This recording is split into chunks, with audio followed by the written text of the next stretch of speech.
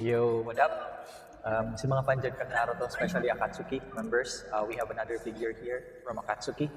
We have Effective Deidara. Ayan. Ayan.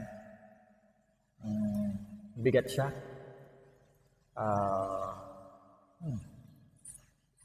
This one looks really sick.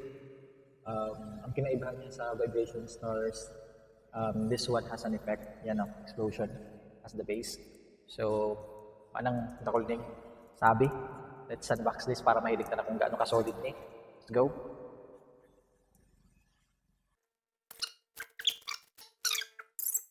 Damn! Sobrang solid nito guys. Sobrang angas. The details are on point. The paint job is good. Yeah, I can say. And grabe.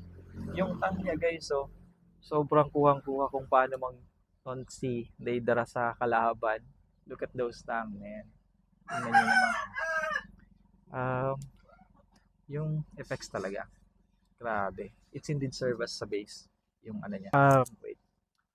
Here's the 360 para makita nyo naman. Kung ako sa inyo kunin nyo to, sobrang ganda. Grabe. Yung mga Akatsuki fan dyan. Actually, this is one of those that you need to collect. Dun sa vibration stars, you need to get this as well. This is part of it. Effect nga lang siya, which is way better kasi may effects.